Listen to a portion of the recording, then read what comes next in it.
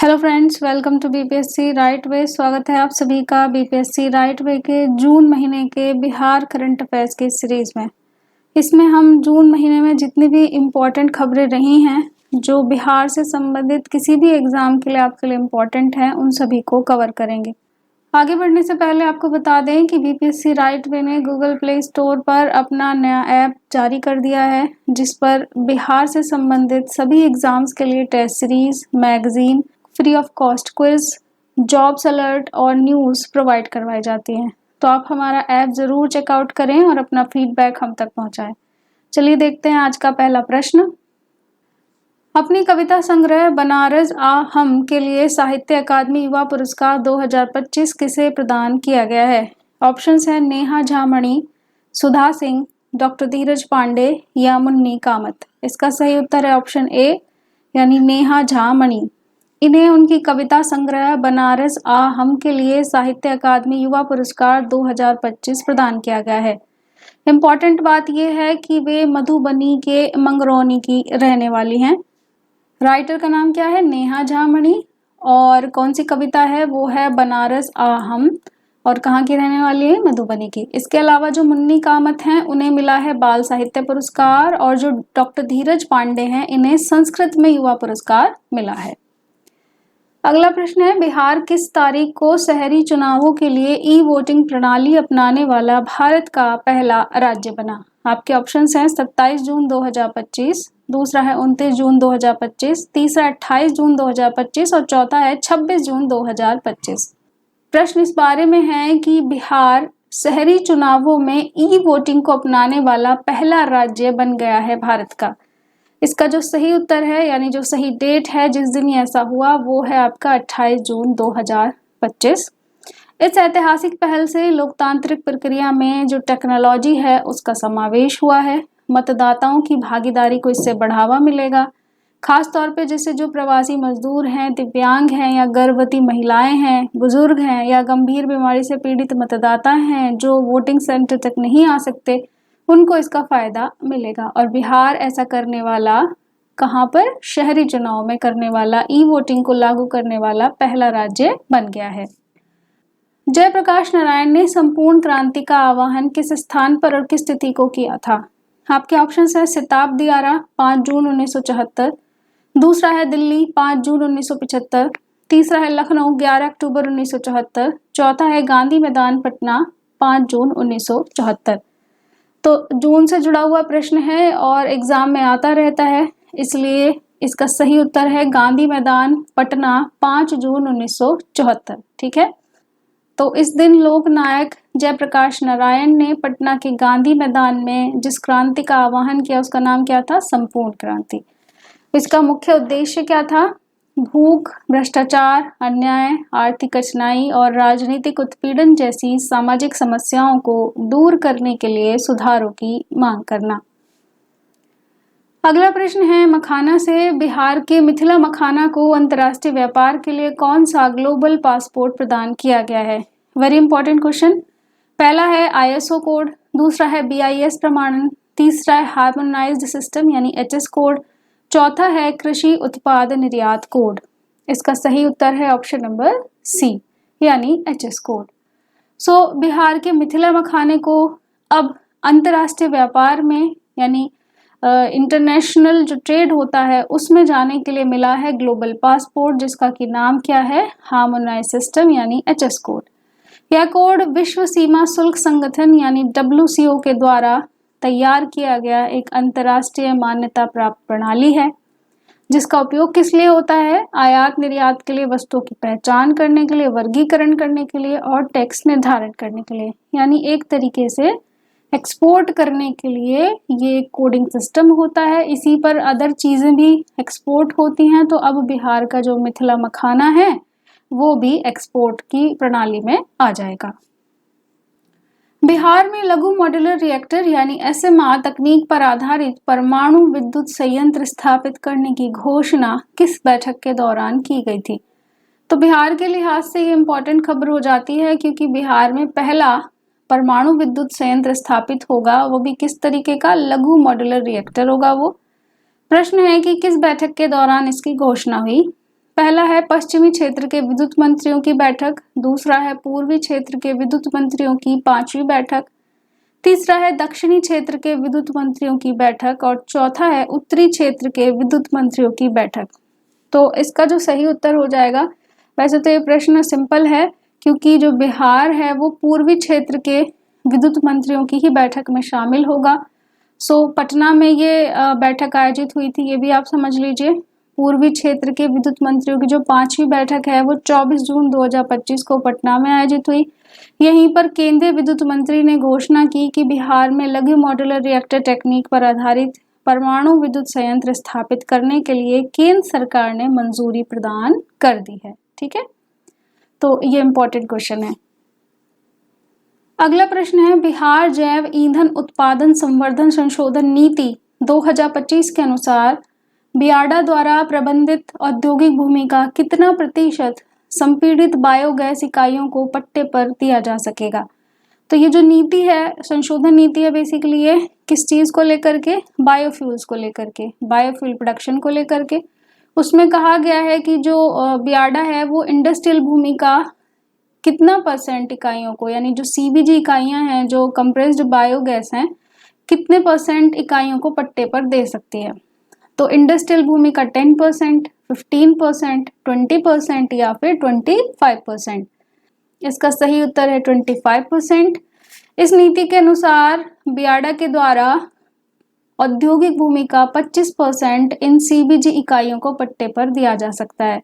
ये जो पट्टा है 75,000 रुपये प्रति एकड़ की वार्षिक दर पर 30 सालों के लिए दिया जा सकेगा। एक साल में 75,000 का इसका दर है और कब तक की लीज रहेगी, 30 ईयर्स के लिए। अगला प्रश्न है बिहार के विक्रम लॉक केनाल बैंक सौर ऊर्जा परियोजना की स्थापित क्षमता कितनी है। तो परियोजना का नाम है विक्रम लॉक केनाल बैंक। इसका जो ऑप्शंस हैं वो है 10 मेगावाट, 2 मेगावाट, 5 मेगावाट या फिर 1 मेगावाट। इसका सही उत्तर है 2 मेगावाट। ठीक है, पटना के विक्रम में मुख्यमंत्री के द्वारा उद्घाटन किया गया इसका। परियोजना का नाम है विक्रम लॉक केनाल बैंक सौर परियोजना।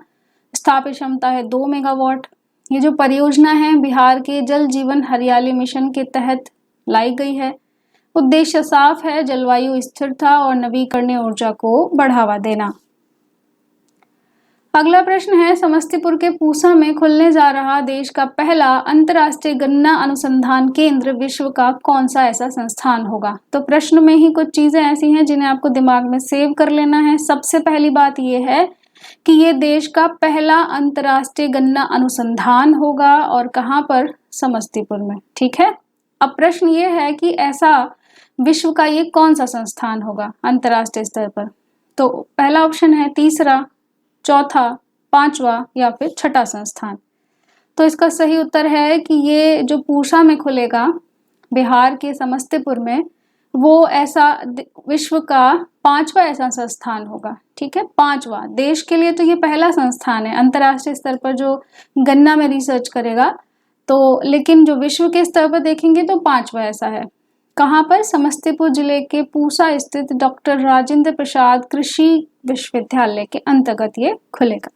अगला प्रश्न है scan and share QR code सुविधा का उपयोग करते हुए ऑनलाइन OPD पंजीकरण में बिहार ने कितने % की दर हासिल करके आयुष्मान भारत डिजिटल मिशन के तहत अग्रणी राज्य का स्थान प्राप्त किया। तो ऑनलाइन OPD रजिस्ट्रेशन में बेसिकली क्वेश्चन है बिहार ने कितने % की दर हासिल की, जिसके चलते बिहार आयुष्मान भारत डिजिटल मिशन में टॉप पर आ गया। ऑप्शन है 85%, दूसरा 90%, तीसरा 95% और चौथा है 92%। इसका अर्थ है कि बिहार ने 92% ऑनलाइन OPD रजिस्ट्रेशन किया और इसकी वजह से आयुष्मान भारत डिजिटल मिशन में ये देश में अग्रणी राज्य बन गया ऐसा करने वाला। ये जो आयुष्मान भारत डिजिटल मिशन है, इसके माध्यम से कुल 11 करोड़ OPD पंजीकरण हुए, जिसमें से बिहार का योगदान लगभग 3.25 करोड़ का रहा, जो इसे पहले स्थान पर रखता है। आप कमेंट बॉक्स में बताइए कि आयुष्मान भारत डिजिटल मिशन कब लागू हुआ। आंसर करते रहिए, अपनी मेमोरी को चेक करते रहिए और इसी के साथ हमें फीडबैक भी साथ साथ मिलता रहेगा। तो 3 in 1 ये काम हो जाता है। आप आंसर जरूर करें। बिहार मंत्रिमंडल के हालिया निर्णय के अनुसार सामाजिक सुरक्षा योजनाओं के अंतर्गत दी जाने वाली मासिक पेंशन राशि 400 से बढ़ाकर कितनी कर दी गई है? आपके ऑप्शंस हैं 1250, 1100, 900 या 750। तो जून के अंदर बिहार के मंत्रिमंडल ने एक फैसला लिया जिसमें उसने सामाजिक सुरक्षाओं के तहत यानी कि सोशल सिक्योरिटी के अंतर्गत जो मासिक पेंशन 400 दी जाती थी उसको बढ़ा करके कितना कर दिया है? 1100। किसको फायदा होगा? बुजुर्गों को, दिव्यांगों को, विधवाओं के लिए खासतौर पर जो सोशल सिक्योरिटी की मासिक पेंशन दी जाती थी। ठीक है।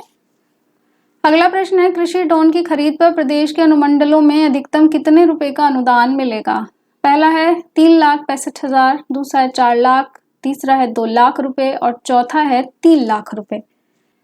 कृषि ड्रोन की खरीद पर पूछा है और वो भी प्रदेश के जो अनुमंडलों में अधिकतम राशि मिलेगी उस बारे में। तो अधिकतम राशि मिलेगी 3,65,000। ठीक है।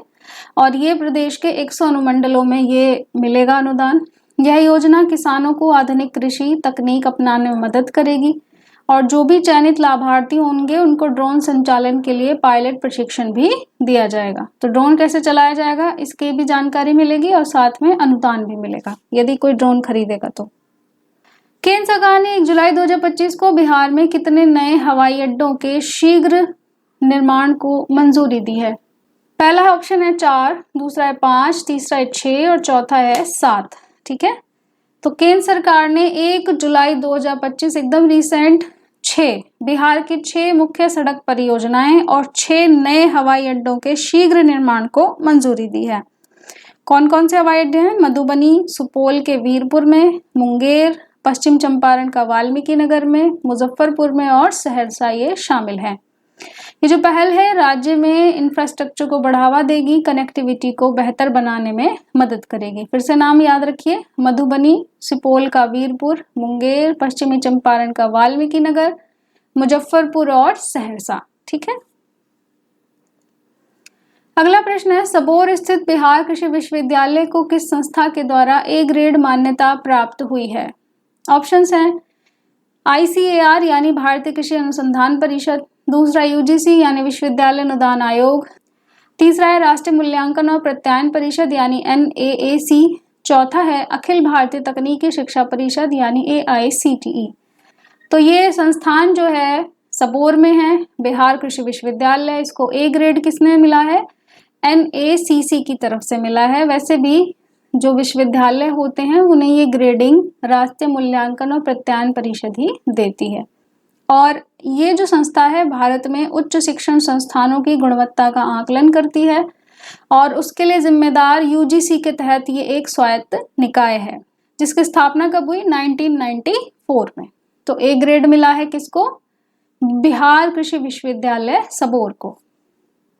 जमुई के पीयूष राज को उनके नवाचारी विचार के लिए कितने रुपए का प्रोडक्ट डेवलपमेंट अनुदान दिया गया है? पहला है 10 लाख रुपए, दूसरा है 12 लाख, 15 लाख या फिर 20 लाख रुपए। जमुई के रहने वाले हैं पीयूष राज। अपने इनोवेटिव आइडियाज के लिए 15 लाख रुपए उन्हें मिले हैं। किस तौर पे? प्रोडक्ट डेवलपमेंट अनुदान के तौर पे। और ये जो अनुदान है उन्हें MSME यानी सूक्ष्म लघु और मध्यम उद्यम मंत्रालय के द्वारा आयोजित इंडिया हैकेथॉन फॉर .0 के तहत प्राप्त हुआ और इसमें देश भर से 29,000 से अधिक नवाचारियों ने भाग लिया था जिसमें जमुई के पीयूष राज ने यह अनुदान प्राप्त करने में सफलता हासिल की। अगला है, मढोरा की लोकोमोटिव फैक्ट्री में बने लोकोमोटिव इंजन को किस पश्चिमी अफ्रीकी देश में निर्यात किया गया है?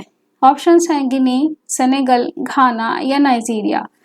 तो इसका जो सही उत्तर हो जाएगा, देखिए मढोरा की खबर है पहले भी पूछी जाती रही है इसलिए अच्छे से इसका जो पास्ट फ्यूचर है सब पढ़ के जाइएगा। सो गिनी को निर्यात किया गया है। बिहार देश का ऐसा पहला राज्य बन गया है जिसने लोकोमोटिव इंजन का निर्यात किया है। तो ये अपने आप में और बड़ी खबर हो जाती है। और मढोरा की जो लोकोमोटिव फैक्ट्री है इसमें ये इंजन बना गिनी को भेजा गया जो कि पश्चिम अफ्रीका में पड़ता है। ये भारत का मेक इन इंडिया के तहत एक मील का पत्थर साबित होने जैसा कदम है। इस समझौते के अनुसार कुल 140 ऐसे इंजन गिनी को भेजे जाएंगे। ठीक है, बहुत ही इंपॉर्टेंट क्वेश्चन है। आप जरा बताइए तो मढौरा की लोकोमोटिव फैक्ट्री की स्थापना कब की गई थी? धरती आबा जनजातीय ग्राम उत्कर्ष अभियान के तहत बिहार के किस जिले के 10 गांवों का चयन किया गया है? ऑप्शंस हैं गया, लखीसराय, मुजफ्फरपुर या पटना। जो धरती आबा जनजातीय ग्राम उत्कर्ष अभियान है, बेसिकली इसमें जनजातियों के उत्कर्ष के लिए काम किया जाता है और इस ऐसे में बिहार के लखीसराय के 10 गांवों को चुना गया है। उद्देश्य है जनजातीय समुदाय के लोगों को केंद्र सरकार की योजनाओं की जानकारी देना, उन्हें इनसे जोड़ना, उनका समग्र विकास करना और उनके कल्याण को सुनिश्चित करना। तो क्या अंतर है इसका? लखीसराय। प्रधानमंत्री ने जशोली में कुल कितने करोड़ रुपए से अधिक की लागत वाली विकास परियोजनाओं का उद्घाटन और शिलान्यास जून में किया? ऑप्शंस हैं 4000 करोड़, 5000 करोड़, 5900 करोड़ या 6000 करोड़। इसका जो सही उत्तर है वो है 5900 करोड़। प्रधानमंत्री ने सिवान जिले में पड़ता है जसौली, वहां पर एक आयोजन हुआ था, उसमें बिहार में कुल इतने करोड़ से अधिक की लागत वाली विकास परियोजनाओं का उद्घाटन किया। इलेक्शन का साल है, लगातार परियोजनाओं का उद्घाटन हुआ जा रहा है, तो उसी क्रम में एक खबर और यहाँ से। अगला है भागलपुर के पीरपैंती में बनने वाली बिहार की सबसे बड़ी बिजली इकाई की क्षमता कितने मेगावाट होगी? तो क्वेश्चन से ही बन जाता है। पहली बात, पीरपैंती कहाँ पर है भाई? भागलपुर में है। और क्यों इम्पोर्टेंट है ये? क्योंकि यहाँ बिहार की सबसे बड़ी बिजली इकाई की क्षमता वाला सिस्टम तैयार हो रहा है। तो ऑप्शन है आपके 1800 मेगावाट, 2400 मेगावाट, 3000 या फिर 1200 मेगावाट। इस पीरपैंती को हमने लास्ट वीडियो में भी कवर किया था। यहाँ पर पीरपैंती में 2400 मेगावाट क्षमता के बिजली घर निर्माण के लिए जो टेंडर है, जो निविदा है, जारी कर दी गई है। ये बिहार की अपनी और अब तक की सबसे बड़ी बिजली इकाई होगी, जिसमें 25,000 करोड़ से अधिक का प्राइवेट यानी निजी निवेश होगा। ठीक है, 25,000 करोड़ बहुत बड़ी वैल्यू है ये, इतना सबसे अधिक निजी निवेश इसमें होने वाला है।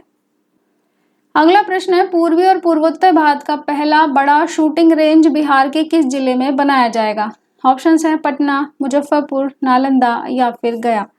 तो यहाँ भी देखिए प्रश्न में से ही प्रश्न बन रहे हैं। भारत का पहला बड़ा शूटिंग रेंज है ये, और वो भी कौन से भारत का? पूर्वी और पूर्वोत्तर, ईस्ट एंड नॉर्थ ईस्ट। ठीक है, तो कहाँ बनेगा? ये बनेगा जी नालंदा में। राज्य सरकार ने नालंदा जिले के कल्याण बीघा में 25 मीटर और 50 मीटर के शूटिंग रेंज के लिए प्रशासनिक स्वीकृति प्रदान कर दी है।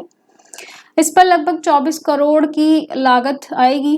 ये पूर्वी और पूर्वोत्तर भारत का पहला बड़ा और आधुनिक सुविधाओं से युक्त शूटिंग रेंज होगा। ठीक है, अगला प्रश्न है, बिहार में पंचायती राज संस्थाओं के प्रतिनिधियों के मासिक भत्ते को कितने गुना बढ़ाने की घोषणा की गई है? ऑप्शंस हैं 1.5 गुना, 1.25 गुना, 1 गुना या फिर 2 गुना। तो इस तरह की जो लगातार खबरें हैं, पेंशन बढ़ा दी गई है, वेतन बढ़ा दिए गए हैं, लगातार सुनने में आ रहे हैं। इलेक्शन से पहले ऐसी चीजें बहुत सुनने में आ रही हैं। इसका सही उत्तर है 1.5 गुना। मुख्यमंत्री ने घोषणा की कि जितनी भी पंचायती राज संस्थाएं हैं उनमें जो भी स्तर हों, सभी स्तर के जो भी कर्मचारी जो भी काम कर रहे हैं, मासिक भत्ते को 1.5 गुना बढ़ाया जाएगा। इसके अलावा मनरेगा के तहत मुखिया अब 5 लाख की जगह 10 लाख तक की योजनाओं को प्रशासनिक स्वीकृति खुद से ही दे सकेंगे। पंचायती प्रतिनिधियों के कार्यकाल के दौरान सामान्य मृत्यु पर भी अब 5 लाख की अनुग्रह राशि दी जाएगी। अगला है, बिहार में छोटे हवाई अड्डों का विकास किस योजना के तहत किया जाएगा? ऑप्शंस है स्मार्ट सिटी योजना, दूसरा है मेक इन इंडिया, तीसरा है उड़ान योजना और चौथा है भारत माला परियोजना। ठीक है, तो छोटे हवाई अड्डों का विकास, अभी पीछे हमने 6 हवाई अड्डों की बात की थी, ये वही हैं। उड़ान योजना के तहत इनका विकास किया जाएगा। वही मधुबनी, वीरपुर, मुंगेर, वाल्मीकि नगर, मुजफ्फरपुर और सहरसा। नाम अच्छे से याद कर लीजिएगा, क्योंकि इन्हें मंजूरी मिल चुकी है तो काम जल्दी से शुरू होने वाला है। इसका मुख्य उद्देश्य वही है, हवाई जो कनेक्टिविटी है क्षेत्रीय रीजनल तौर पर, और आम नागरिकों के लिए हवाई यात्रा को सुलभ करना इसका उद्देश्य है। जून के बिहार करंट अफेयर्स में बस इतना ही। जल्द ही हाजिर होंगे जुलाई का भी लेकर के, और आप तब तक हम लोगों से जुड़े रहें। अपना फीडबैक हम तक पहुंचाना ना भूलें। हमारे साथ बने रहने के लिए आप सभी का बहुत बहुत धन्यवाद।